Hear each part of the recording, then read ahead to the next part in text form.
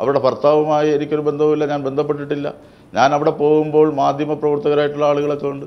അവിടെ നിൽക്കുന്ന ഘട്ടത്തിൽ അവിടെ ചെന്ന് എല്ലാവരും വിഷ് ചെയ്തിട്ട് നിൽക്കുന്ന സന്ദർഭത്ത് ഞങ്ങളുടെ ഒരു പാർട്ടി മെമ്പറായിട്ടുള്ള ഒരു സഖാവിൻ്റെ ഭാര്യ വന്ന് തൊഴുത് എന്ത് വന്നതെന്ന് കേട്ടു. ഞാൻ പറഞ്ഞു ഒരാളിനെ നോക്കി വന്നതെന്ന് പറഞ്ഞു. അപ്പോൾ അവരുടെ ഭർത്താവ് ഗുരുതരാവസ്ഥയിലാണ് എന്ന് പറഞ്ഞു. ഞാൻ അവരുമായി അവരുടെ റൂമിലേക്ക് പോവുകയും ആ സുഖവിവരങ്ങൾ അന്വേഷിക്കുകയും 10 മിനിറ്റോടെ അവിടെ ചെലവഴിക്കുകയും തിരിച്ച് ഞാൻ അന്വേഷിച്ച് വന്ന പെൺകുട്ടിയെ കണ്ട് അവരുടെ അമ്മയുമായിട്ട് സംസാരിച്ച് കാര്യങ്ങൾ ശേഖരിച്ചിട്ട് ഞാൻ തിരികെ പോവുകയാണ്. ഇത് ആ ഹോസ്പിറ്റലിൽ CCTV ക്യാമറ എല്ലാം ഉള്ളതാണ്. എല്ലാവരും ആര് എപ്പോൾ വന്നു എന്ത് പോയി എന്നുള്ളതിനെ സംബന്ധിച്ച് ഇവരെന്താ പറഞ്ഞത്? അന്വേഷണ ഉദ്യോഗസ്ഥയുമായി ചേർന്നുകൊണ്ട് മജിസ്ട്രേറ്റുമായി ചേർന്നുകൊണ്ട് ആൻസലൻ MLA ഇരയുടെ റൂമിൽ ചെന്നിരുന്ന് മൊഴി കൊടുത്ത് പറയിച്ചു കേസെടുത്തെന്നാണ് ആദ്യഘട്ടത്തിൽ അവർ പ്രചാരവേല നടത്തിയത്. അതുകൊണ്ടാണ് ആത്മഹത്യാ പ്രേരണ കുറ്റത്തിൽ Shri Ansal M L A അതുകൊണ്ടാണ് ആത്മഹത്യാ പ്രേരണ കുറ്റത്തിൽ നിന്നും വകുപ്പുകൾ മാറി മാറി അവസാനം ബലാത്സംഗ കുറ്റം വിൻസെന്റ് MLA-ക്കെതിരെ ചുമത്താൻ കാരണമായെന്ന്. അതായത് ആൻസലൻ MLA-യുടെ ഇടപെടൽ അവിടെ നടന്നു, മുഖ്യമന്ത്രിയുടെ ഓഫീസുമായുള്ള ഗൂഢാലോചനയും അവിടെ നടന്നുവെന്ന്. ഇതാണ് താങ്കൾക്കെതിരെയുള്ള കോൺഗ്രസിന്റെ ആരോപണം. അവർക്ക് അങ്ങനെയുള്ള സംശയമോ അല്ലെങ്കിൽ അവർക്കിത് ഇതിൽ നിൽക്കണമല്ലോ. അവർ ചെന്ന് അകപ്പെട്ട ഗതികേടിൽ നിന്നും അവർക്ക് നിൽക്കണമെങ്കിൽ ഏതെങ്കിലും ഒരു ശത്രുവിനെ പ്രതിഷ്ഠിക്കണമല്ലോ. ആ പ്രതിഷ്ഠിക്കുന്നതിൽ ഒരാളായി എന്നെ കണ്ടുകൊണ്ട് നടത്തുന്ന ആക്രമണമാണ്. മുഖ്യമന്ത്രിയുടെ ഓഫീസോ ഇവൻ ഇനി പോലീസ് ഉദ്യോഗസ്ഥന്മാരെ പോലും ഇതുമായി ബന്ധപ്പെട്ട് ഞാൻ ഇടപെടേണ്ട കാര്യമില്ല. എനിക്ക് അതിൻ്റെ ആവശ്യവുമില്ല. അങ്ങനെ ഏതൊരു വിധത്തിലും നീക്കവും ഞാൻ നടത്തിയിട്ടില്ല. അതൊക്കെ പരിശോധിക്കാം. ആവശ്യമില്ലാതെ ദുരാചരണം ഉണ്ടാക്കുകയാണ് മുഖ്യമന്ത്രിയുടെ ഓഫീസിൽ പോയി. അത് പോലീസ് സംവിധാനം ഇവിടെ ഉണ്ട്, മജിസ്ട്രേറ്റ് മൊഴിയെടുത്തിട്ടുണ്ട്, ബന്ധപ്പെട്ട അന്വേഷണ ഉദ്യോഗസ്ഥർ ശരിയായ രൂപത്തിൽ കേസിൻ്റെ അന്വേഷണം നടക്കുകയാണ്. ഈ പറയുന്ന ഇരയോ ഇരയുടെ ഭർത്താവിനെയോ ഏതെങ്കിലും നിമിഷം ഞാൻ സന്ദർശിച്ചിട്ടുണ്ടെന്ന് ഈ കോൺഗ്രസ്സുകാർ പറയാൻ വേണ്ടി കഴിയും? ഞാൻ അവിടെ വരുമ്പോൾ കോൺഗ്രസിൻ്റെ പ്രവർത്തകരുണ്ട്, പഴയ പഞ്ചായത്ത് പ്രസിഡന്റ്, കോൺഗ്രസിൻ്റെ കരിക്കുളം പഞ്ചായത്ത് പ്രസിഡന്റ് അവിടെ നിൽപ്പുണ്ട്. എല്ലാ ആളുകളും ഉണ്ടല്ലോ. അവിടെ വന്നവർക്കറിയാമല്ലോ. നിങ്ങളുടെ മാധ്യമ പ്രവർത്തകരായിട്ടുള്ള സുഹൃത്തുക്കളും ആ പ്രദേശത്തുണ്ടായിരുന്നല്ലോ. ആകെ ഒരു അരമണിക്കൂറിനകത്താണ് ഞാൻ ചെലവഴിച്ചത്. അതിലും തന്നെ അതായത് ആൻസലൻ MLA താങ്കൾ ആകസ്മികമായി ആശുപത്രിയിൽ വന്നു എന്ന് മാത്രമാണല്ലോ താങ്കൾ പറയുന്നത്. വീട്ടമ്മ ആത്മഹത്യ ചെയ്യാൻ ശ്രമിച്ച് അവരുമായിട്ട് ആശുപത്രിയിലേക്ക് അവരുടെ ബന്ധുക്കൾ വരുന്നു എന്നറിഞ്ഞുകൊണ്ട് താങ്കൾ ആശുപത്രിയിൽ വന്നതല്ല എന്ന വാദത്തിൽ താങ്കൾ ഉറച്ചു നിൽക്കുകയാണോ? അതെ, ഉറച്ചു നിൽക്കുകയാണ്. ഞാൻ ഒരു 3 മണിക്കൂർ കഴിഞ്ഞാണല്ലോ എത്തുന്നത്. ശ്രീ VV രാജേഷ്, ഇപ്പോൾ BJPയും ഇന്നലെ മുതൽ തന്നെ സമരരംഗത്തുണ്ട്, MLA രാജിവെക്കണം എന്നാവശ്യപ്പെട്ടുകൊണ്ട്. പക്ഷേ ഇവിടെ കോൺഗ്രസും CPM-ഉമായുള്ള നേരിട്ട രാഷ്ട്രീയ ഏറ്റുമുട്ടലിലേക്ക് മാറുകയാണ്. രാഷ്ട്രീയ പ്രേരിതമാണ് അറസ്റ്റ് എന്ന് കോൺഗ്രസ് പരസ്യമായി പ്രഖ്യാപിച്ചു കഴിഞ്ഞു. നെയ്യാറ്റിൻകര MLA-ക്ക് ഇതിൽ പങ്കുണ്ട് എന്ന കാര്യം അവർ പ്രഖ്യാപിച്ചു കഴിഞ്ഞു. BJP അപ്പോൾ ഏത് പക്ഷത്താണ് നിൽക്കുന്നത്? ഇപ്പോൾ CPM-നൊപ്പം ചേർന്നുകൊണ്ട് LDF-നൊപ്പം ചേർന്നുകൊണ്ട് വിൻസെന്റിന്റെ രാജി തന്നെയാണോ ആവശ്യപ്പെടുന്നത്? തീർച്ചയായും ഞങ്ങൾ നേരത്തെ തന്നെ ശ്രീ വിൻസെന്റ് MLA-യുടെ രാജ്യങ്ങൾ ആവശ്യപ്പെട്ടിരുന്നു. ഞങ്ങൾ അവിടെ ആ ദിവസം തന്നെ ഞങ്ങളുടെ ജില്ലാ അധ്യക്ഷൻ ഉൾപ്പെടെ ഉള്ളവർ ആ ആശുപത്രിയിൽ പോയിരുന്നു. ഞാൻ ആശുപത്രിയിലേക്ക് അന്ന് അവിടെ ആ മണ്ഡലത്തിൽ തന്നെ ഒരു ബിവറേജ് ഔട്ട്ലെറ്റിൻ്റെ ഒരു സമരം കഴിഞ്ഞ് ഞാൻ ആശുപത്രിയിലേക്ക് എത്തിയതാണ്. അപ്പോഴാണ് നമ്മുടെ പ്രവർത്തകരൊക്കെ തന്നെ അവിടുത്തെ കാര്യങ്ങൾ കഴിഞ്ഞ് പുറത്തേക്ക് വന്നു കണ്ടത്. അതുകൊണ്ടാണ് ഞാൻ ആശുപത്രിക്കകത്തേക്ക് കയറാത്തത്. തീർച്ചയായിട്ടും എന്തൊക്കെ ന്യായീകരണം കോൺഗ്രസ് പറഞ്ഞാലും വിൻസെന്റ് MLA രാജിവെക്കണം എന്നുള്ള കാര്യത്തിൽ യാതൊരു സംശയവുമില്ല. ഒരുപക്ഷെ അവർ പറഞ്ഞേക്കാം ഇപ്പോൾ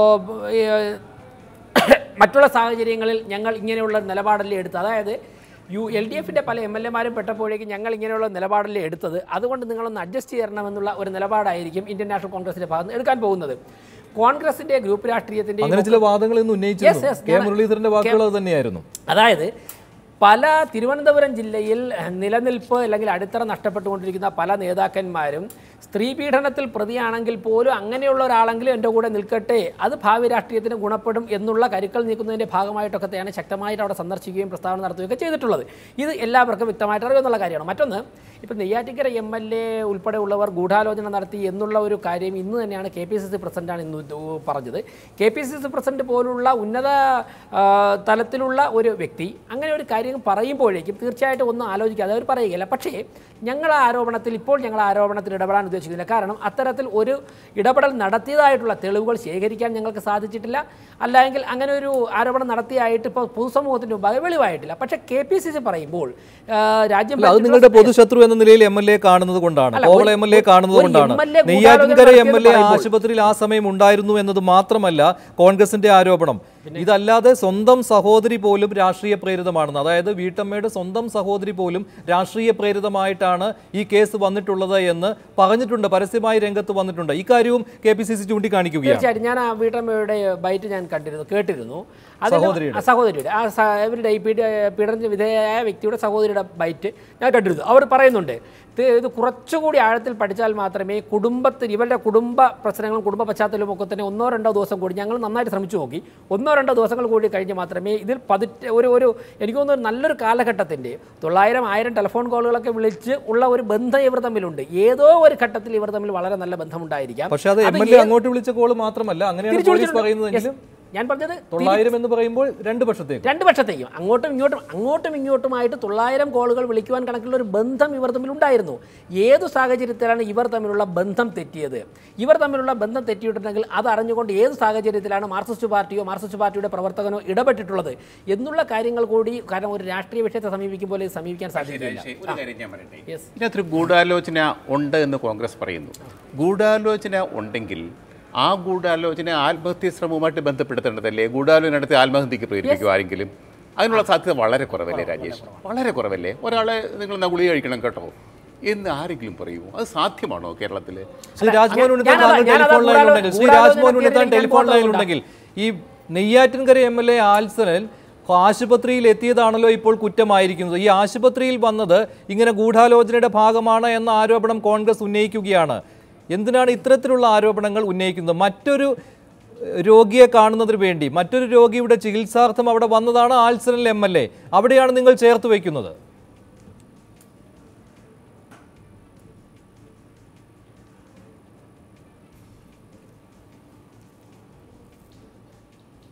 മനഃപൂർവ്വമുള്ള ആരോപണമായി മാറുകയാണ് രാഷ്ട്രീയ പ്രേരിതമെന്ന ആരോപണത്തിന്. പക്ഷേ തെളിവ് നൽകുവാൻ കോൺഗ്രസിന് കഴിയുന്നില്ല. ഇതിന്റെ അകത്ത് ദുരൂഹതയുണ്ട്, യാതൊരു സംശയമില്ല. അതുകൊണ്ട് അങ്ങനെ ആ ഒരു MLA ക്രൂശിക്കണമെന്നൊന്നും ഞാൻ താല്പര്യപ്പെടുന്നില്ല.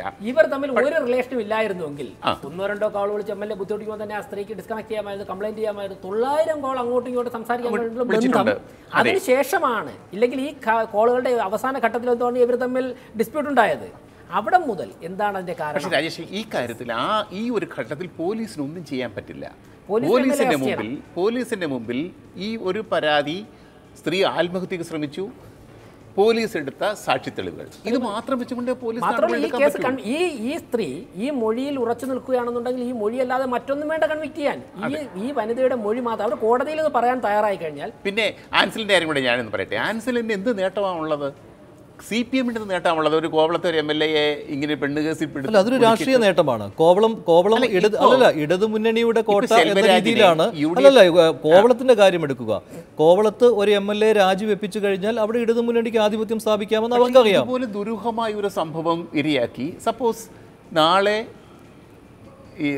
ഈ MLA വിജയത്തോടുകൂടി തിരിച്ചു വന്നാലോ, കോടതി ജാമ്യം കൊടുക്കുന്നു, പിന്നീട് തെളിയിക്കുന്നു എനിക്കെതിരെ, അങ്ങനെയാണെങ്കിലോ? സാധ്യതകളല്ലേ? അല്ല, സാധ്യതകൾ അങ്ങോട്ടും ഇങ്ങോട്ടും ഉണ്ട്.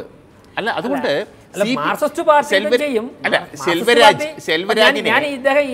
MLA ചെയ്തു അദ്ദേഹത്തെ കുറ്റപ്പെടുത്താൻ ഉദ്ദേശിക്കും. പക്ഷെ മാർക്സിസ്റ്റ് പാർട്ടി ഇതും ചെയ്യുന്നില്ല പറഞ്ഞു. അല്ല, ഞാൻ പറയാം, അതിനകത്തൊരു സാഹചര്യമുണ്ട്.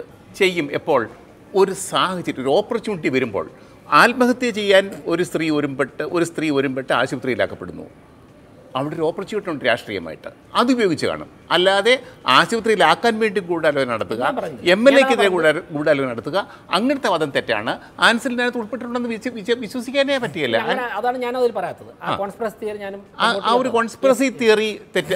പിന്നെ രാഷ്ട്രീയമായിട്ട് കോൺഗ്രസ് അത് ഉന്നയിക്കാം, അത് കാര്യം പോട്ടെ, വേണമെങ്കിൽ അത് കോടതിയിൽ ഉന്നയിക്കാം. തീവ്രത കൂടാൻ വേണ്ടിയായിരിക്കാം ഒരു MLAയിലേക്ക് ഫോക്കസ് ചെയ്തത്. അതെ, രാഷ്ട്രീയമുണ്ട്, രാഷ്ട്രീയം കുറച്ചും കൂടെ ശക്തമാകും. ആരോപണം പറയുന്നതിനേക്കാൾ കൂടുതൽ അതിലൊരു ലീഡർ ചെയ്യുന്നു പറയുന്നത്. അതെ, ഇപ്പോഴും അൻസലിന്റെ വാക്കുകൾ, അൻസൽ ഒരു സാധാരണ MLA ആണ്, തീർച്ചയായിട്ടും അതിന് കുറച്ചും കൂടെ വിശ്വാസ്യതയുണ്ട്. പക്ഷേ ഇക്കാര്യത്തിൽ പാർട്ടി എന്തായാലും MLA സംരക്ഷിക്കുന്ന കാര്യത്തിൽ രണ്ട് തട്ടിലാണ്. ആ കാര്യം ഉറപ്പാണല്ലോ ശ്രീ ജേക്കബ്? അല്ലല്ല, അത് ഈ ഗ്രൂപ്പിന്റെ കാര്യം മാത്രമല്ല. ഇപ്പോൾ പാർട്ടി പദവിയിൽ നിന്നും അദ്ദേഹത്തെ മാറ്റിയത് സമ്മർദ്ദത്തിന്റെ ഫലമായി തന്നെയാണ്. അത് ഒരു ഒറ്റ ഗ്രൂപ്പിന്റെ സമ്മർദ്ദം കൊണ്ടാണ്. മാനസികമായോ ശാരീരികമായോ പീഡിപ്പിച്ചിട്ടില്ലെന്ന് MLA പാർട്ടിയെ അറിയിച്ചതാണ്. ഇത് തെളിയിക്കാൻ പറ്റുമെന്ന് MLA പാർട്ടിയെ അറിയിച്ചിട്ടുണ്ട്. ഈ രണ്ട് കാര്യങ്ങളും അദ്ദേഹം പാർട്ടിയെ അറിയിച്ചതാണ്. പക്ഷേ എന്നിട്ടും അദ്ദേഹത്തെ പദവിയിൽ നിന്ന് മാറ്റി. അതേസമയം തന്നെ ഇപ്പോൾ പാർട്ടിക്ക് വേണ്ടത് അവിടെ ഒരു ഉപതെരഞ്ഞെടുപ്പിന് പാർട്ടി എന്തായാലും സന്നദ്ധമല്ല ഈ ഒരു സാഹചര്യത്തിൽ. രാജിവെക്കാൻ താൻ തയ്യാറാണെന്ന് ധാർമ്മികതയുടെ പേരിൽ MLA പാർട്ടിയെ അറിയിച്ചതാണ്. പക്ഷേ രാജിവെക്കേണ്ട എന്ന് പാർട്ടി പറഞ്ഞു. ഇതിൽ ഏതാണ് പാർട്ടിക്ക് ഗുണകരമായി എന്താണോ ഉള്ളത് അത് പാർട്ടി തീരുമാനിച്ചു. കാരണം MLA സ്ഥാനം രാജിവെക്കേണ്ട, അതേസമയം തന്നെ അവിടെ പാർട്ടി പദവിയിൽ നിന്ന് മാറ്റുകയും ചെയ്തു. കോൺഗ്രസിലെ നേതാക്കന്മാർ പാർട്ടിക്ക് എന്ത് ഗുണം കിട്ടും എന്നല്ല പ്രതീക്ഷിക്കുന്നേ, ഗ്രൂപ്പിന് എന്ത് ഗുണം കിട്ടുമെന്നാണ്. അതാണ് കോൺഗ്രസിൻ്റെ ഒരു ദുര്യോഗം. കോൺഗ്രസ് നേരിടുന്ന ഏറ്റവും വലിയ ദുരന്തം അതാണ്. ഈ ഒരു MLA ജയിലിൽ കിടക്കുമ്പോഴും ഏത് ഗ്രൂപ്പുകാരനാണ് അവൻ എന്ന് ചിന്തിക്കുന്നവരാണ് കോൺഗ്രസിലെ നേതാക്കന്മാരിലധികവും. നമ്മുടെ ഗ്രൂപ്പാണോ അവരുടെ ഗ്രൂപ്പാണോ എന്താണ് ആലോചന? ആ വഴിക്കാണ് അവരുടെ പ്രസ്താവന പോകുന്നത്, ആ വഴിക്കാണ് നീക്കം നടത്തുന്നത്. തീർച്ചയായിട്ടും അതാണ് കോൺഗ്രസിന്റെ ഏറ്റവും വലിയ ദുരന്തം. എം വിൻസെന്റ് MLA ബന്ധുവായ ഗ്ലാഡിസ് കൂടി ചേരുകയാണ്. ശ്രീമതി ഗ്ലാഡിസ്, ഈ ആൻസലൻ MLA, നെയ്യാറ്റിൻകര MLA ഇക്കാര്യത്തിൽ ഇടപെട്ടു എം വിൻസെന്റിനെതിരെ എന്ന്, എന്താണ് അക്കാര്യം തെളിയിക്കുവാനുള്ള വസ്തുതകൾ നിങ്ങളുടെ പക്ഷത്തുള്ളത്? എന്ത് ഇടപെടലാണ് ആൻസലൻ MLA നടത്തിയത്? നമുക്ക് ഇപ്പം ഞാൻ ആത്മഹത്യ ചെയ്യാൻ പോകുന്നുവെന്ന് എൻ്റെ സഹോദരനെ വിളിച്ച് ഞാൻ പറയുന്നു, സഹോദരൻ ഞാൻ ആത്മഹത്യ ചെയ്യാൻ പോവുകയാണ്. അപ്പോൾ സഹോദരൻ എന്ത് ചെയ്യും? തിരിച്ച് ഞാൻ ഒരു ക്വസ്റ്റ്യനാണിത്, സഹോദരൻ നീ അത് ചെയ്യരുത്, എന്ത് വിഷയം ഉണ്ടെങ്കിലും നമുക്കത് പരിഹരിക്കാം എന്നുള്ള ഒരു സമാധാന പേരിൽ ഒരു സാന്ത്വനം കൊടുത്തുകൊണ്ട് ഞാനിപ്പോൾ ഇതാ എത്തുന്നു എന്നല്ലേ പറയത്തുള്ളൂ. ഇവിടെ നടന്നത് ഇരയുടെ സഹോദരൻ ഒരു തല മൂളിക്കൊണ്ട് എന്ന് പറഞ്ഞു. അത് കഴിഞ്ഞ് എന്തായി? തൂക്കിക്കൊണ്ട് ഓടുന്നു. ഈ സഹോദരൻ വന്ന് അവിടുത്തെ CPM-ൻ്റെ ലോക്കൽ പ്രാദേശികമായിട്ടുള്ള ലീഡർമാരെല്ലാം വന്ന് വണ്ടി എടുത്ത് ആംബുലൻസ് 108 വന്ന് കൊണ്ടുപോടുന്നു. അവിടെ പോയപ്പോൾ ഡോക്ടർ പറഞ്ഞത് ഇയാൾ ഓവർഡോസ് കഴിച്ചതിൻ്റെ ക്ഷീണം, അത് കുഴപ്പമില്ല, കുറച്ച് കഴിയുമ്പോൾ മയക്കം മാറിക്കോളൂ എന്ന് പറഞ്ഞപ്പോൾ MLA ഇടപെട്ടു. MLA അവിടെ പോയി. നിങ്ങൾ വേണമെങ്കിൽ നോക്ക്, അവിടുത്തെ തെളിവുകളെല്ലാം എടുത്തു നോക്കി. MLA അവിടെ പോയി ഉടൻ തന്നെ എന്ത് ചെയ്തു? ICU-ലാക്കാൻ പറഞ്ഞു. ICU-ൽ നിന്ന് പിന്നെ CCU-ലാക്കി. നമുക്കറിയാം CCU-ലായാൽ ഒരു പേഷ്യൻ്റ് CCU-ലായാൽ നമ്മൾ ആരും കടത്തിവിടത്തില്ല. ഇന്ന് ആ സഹോദരി, ആ പാവ ഇരയാകപ്പെട്ട ആ സഹോദരി ഇന്ന് CPM-ൻ്റെ കസ്റ്റഡിയിലാണ്. അവർ പുറത്തുവിടുന്നില്ല. ആ സഹോദരി ഇന്ന് എന്ത് നടക്കുന്നു, ഈ നാട്ടിൽ എന്ത് സംഭവിക്കുന്ന പോലും സഹോദരി അറിയുന്നില്ല. നിങ്ങൾ ചോദിച്ചു നോക്കി, ഇവരുടെ CPM-ൻ്റെ തടവറയിലാണ് അത്. ഒന്ന്. രണ്ടാമത്തെ കാര്യം, അന്ന് രാത്രിയും അടുത്ത ദിവസം രാത്രി 2 ദിവസം എന്തുകൊണ്ട് CPM-ൻ്റെ ജില്ലാ സെക്രട്ടറി ഈ നിംസ് ഹോസ്പിറ്റലിൽ രാത്രി 11 മണിക്ക് പോയി? എന്തിനു പോയി? MLA-യുടെ ഒത്താശയോടുകൂടി ഈ സഹോദരിയെ ഇരയാക്കിയതാണ്. MLA വിൻസെന്റിനെ എങ്ങനെ ചതിക്കണമെന്നുള്ള ഗൂഢാലോചനയുടെ ഫലം തന്നെയാണ്. ബാലരാമപുരം പോലീസ് സ്റ്റേഷനിൽ അന്ന് CPM-ൻ്റെ ജില്ലാ സെക്രട്ടറി രാത്രി അവിടെ ഉണ്ടായിരുന്നു, അവിടെ പോയിരുന്നു. കുറച്ച് മുമ്പ് ഞാനും അവിടെ പോയി ചെന്ന് ഞങ്ങളുടെ KSU-ൻ്റെ പയ്യന്മാരെ അടിച്ച് തകർത്ത് കൈയും കാലും ഒടിച്ച് വിഷമം കണ്ട്. ശ്രീമതി ഗ്ലാഡിസ്, താങ്കൾ ആദ്യം പറഞ്ഞത് ഈ നെയ്യാറ്റിൻകര MLA ആൻസലൻ ആശുപത്രിയിൽ ഉണ്ടായിരുന്നപ്പോൾ, അല്ലല്ല, ഈ ആത്മഹത്യാ ശ്രമവുമായി വന്ന വീട്ടമ്മ, അവർക്ക് നല്ല ചികിത്സ കിട്ടുവാനല്ലേ അദ്ദേഹം ഇടപെട്ടത്? അദ്ദേഹം അവിടെ മറ്റൊരു കേസുമായി ബന്ധപ്പെട്ട് വന്നതാണ്, മറ്റൊരു രോഗിയുടെ ചികിത്സയുമായി ബന്ധപ്പെട്ട് വന്നതാണ്. ഇതാണ് ആൻസലൻ MLA പറഞ്ഞത്. ഈ ആൻസലൻ MLA ഗ്ലാഡിസ് പറയുന്നതിൽ ഞാൻ ചോദിക്കട്ടെ, അതെ ഗ്ലാഡിസ് പറയുന്നതിൽ എന്താണ് വസ്തുതകൾക്ക് നിരക്കാത്തതുള്ളത്? ആൻസലൻ താങ്കൾക്കെതിരെയുള്ള ഗുരുതരമായ ആരോപണമാണ് എം വിൻസെന്റിന്റെ ബന്ധുവായ ഗ്ലാഡിസ് ഉന്നയിച്ചിരിക്കുന്നത്. അവിടെ ആശുപത്രിയിൽ താങ്കൾ പോയതിൽ ദുരൂഹതയുണ്ട് എന്ന് മാത്രമല്ല, താങ്കൾ ആ ഗൂഢാലോചനയുടെ തുടക്കം മുതലേ ഉണ്ടായിരുന്നുവെന്ന്. ഇല്ല, ഞാൻ നേരത്തെ വ്യക്തമാക്കിയതാണ് എൻ്റെ സ്റ്റാൻഡ്. ഞാൻ ഹോസ്പിറ്റലിൽ എത്തുന്നത് 3 മണി അടുപ്പിച്ചാണ്. ഈ സംഭവമെല്ലാം നടക്കുന്നത് മണിക്കൂറുകൾക്ക് മുമ്പാണ്.